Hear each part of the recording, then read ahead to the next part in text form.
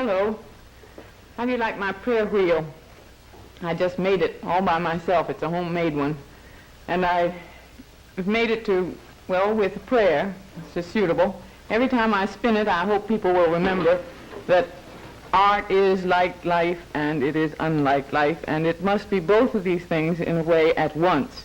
It must have this kind of paradoxical nature, or it will never be art. It will never be light, and it will never have any kind of meaning. It has to have both of these qualities, both likeness and unlikeness, constantly in it, and in a way spinning in it, so that you can't even see where they separate. You can't see how that they are one and then the other. It isn't like that. You see, art is not like language. People are always saying that art is a language. Well, it isn't like language in one important thing. Language makes always a series and makes a sentence or something which has a beginning and an end, and has a first and a second, and has nouns and verbs and so on. Art is something which is instantaneous, and it presents itself all at once and can be composed of the most serious contradictions, the greatest contradictions. In a way, this contradiction, that it should be like life and that it should be unlike life, this contradictory statement about it is one of the widest statements which you can make, and in a way I think one of the truest. It is again an insight into art, and that's all that I hope to give you is insights, not laws, because I don't believe that it's possible to give you laws. This kind of doubleness that art has, being like it and unlike it, everyone knows. I think everyone immediately realizes, but they're always making mistakes, perhaps only in language, and saying, I like my art to be as realistic as possible. I like it to be very much like life, and in fact exactly. This is what artistry consists in making something which is exactly like life. And yet, would you really like it? Would you really like it that way? I think you probably wouldn't. I brought you a happy little example today. These lovely flowers. Aren't they pretty? See how perfect they are, this little rose. Aren't they lovely? What if I tell you they're not real? How do you feel about them? You see, this one isn't real. This one is. This one's paper. What do you feel? You feel cheated and gypped. You feel, well, almost angry. Because there is something that might be even more convincing than this, I think, which this is real. And this has such a kind of perfection, or else there's so many imitations made of it, I don't know which it is, and that it doesn't look real. It looks, I think, less real than this, which is unreal. It rattles. That's one way you can tell, I'm sure, that it's unreal. And yet, the thing that you feel when you discover that this is actually not a flower, in other words, that its quality of realism has gone very far, has gone so far that you've been perhaps taken in by it. The thing that you feel is angry and irritated, or almost everyone does. And you don't think for a minute, why, what a wonderful piece of artistry that is. You think instead what a piece of cheating that is, that I should be made to think that this was real when it is not. And you'd feel much, much worse about it, I'm sure, if I had sitting in the chair beside me an artificial person. Can you imagine? It would be really quite easy, wouldn't it?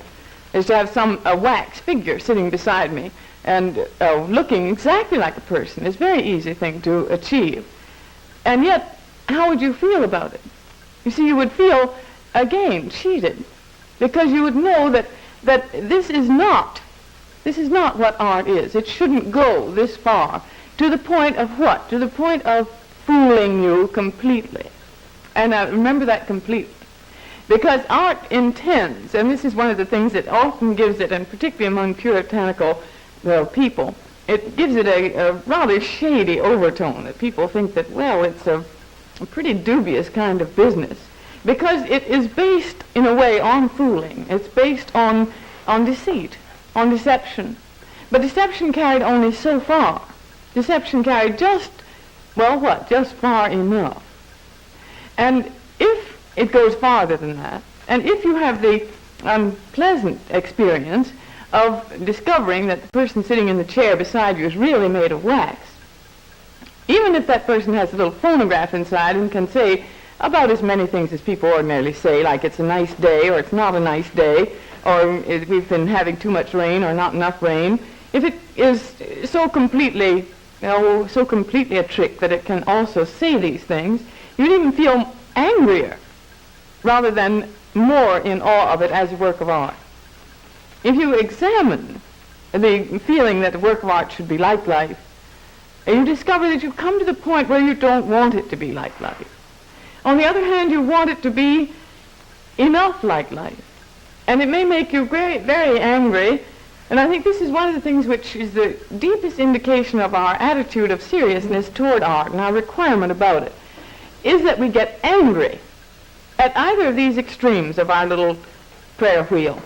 We get angry if it is too lifelike and we are fooled. But we get angry also if we suspect that it is not lifelike at all, and that it is, in a way, violating this kind of requirement. It may make you, and it has made people in the past quite angry, for instance, to see such a thing, as this, which they would say is not enough like life. And the result is that people get angry.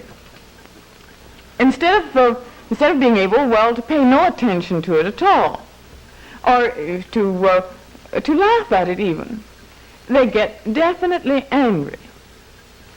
And they may be so angry that they destroy it, you see. They may be so angry that they tear it up and slice it up if it's a picture, or break it up if it's a piece of sculpture. People recognize this paradoxical requirement of art, and they recognize it so intensely that they will not, in a way, tolerate something which goes too far in either direction, or something that seems not to be serious enough. Let me show you a picture which may irritate you. I'm not sure. I think it might. It may also delight you. Here's a landscape, and I hope you can see it was painted in the 17th century, and it's a scene of trees and mountains and curious little houses and people busy all over it, stuff going on, people down here fishing, and all kinds of action going on. And I wonder how many of you see by this time that it's also a human face. Can you see that? I'm sure you'll be able to see it if I turn it this way. See how, and then it leaps to your eyes. And in a way, this is a trick. Here's the man's eye, and here's his nose, you see, and here's his beard. Here's his lips very clearly, and eyebrow and fancy hat with a big plume in it. You see his neck and the tendons in his neck and everything. There is a human face. It was painted this way as a joke. Now, there it turns back, or maybe it doesn't turn back, because once you've seen it as a face, it's very difficult sometimes to see it again as a landscape. Can you do that with your eyes? Can you turn them back into a landscape after you've seen it as a face? A lot of people can't. The image stays, whichever one strikes them most forcibly. But it becomes a joke. And you may enjoy it, you may like it, but you won't like it quite as much, I think, as something that is evidently not a joke. And here's the same thing done by a contemporary painter, and one who has irritated, I suppose, as many people as any of the contemporary painters, by seeming to make a joke out of art. Actually, I think he may be a very serious person, but Salvador Dali has made a name for himself as a prankster. And here he is performing the same kind of trick. This is maybe more difficult to see as a landscape, as it's a hut in Africa with people sitting around it and trees behind it. Can you see that? Can you see it as a landscape? It's maybe easier to see it as a head, which it very decidedly is, you see when you turn it up this way. He claims, well, now there I go saying he pretends, because he does make us feel that maybe he is joking, you know, partly because he writes so extravagantly and makes such a thing out of himself. I say that he pretends. I should say that he says that he saw this as a photograph. That is a photograph in something like National Geographic of people sitting in front of a hut in Africa. And he was struck by the fact that it looked like a contemporary head. And so he painted it. Hand-painted photographs is what he says, he loves to say that he makes, hand-painted dream photographs. And that kind of thing irritates and angers people. Because maybe it's because the very paradoxical nature of art itself betrays the fact that it has to do with the spiritual nature of man, or the inner nature, or whatever you want to call it. I think I'd have to say the total nature of man. That anything that we say about man in his own nature has to be stated paradoxically. All religious truth is stated paradoxically. Any religious leader has always made the statement which he wishes to explain to his disciples, his attitude or his belief, whether it is that he who loses his life shall find it, or whether it is from the many paradoxical writings of Oriental sages. This quality of the paradox is discoverable in art, and it is discoverable in religion, and I think it's discoverable in life. And it is maybe this thing which binds together these things and makes them all part of the same statement, the statement of extreme seriousness and extreme delight. I'll see you next time.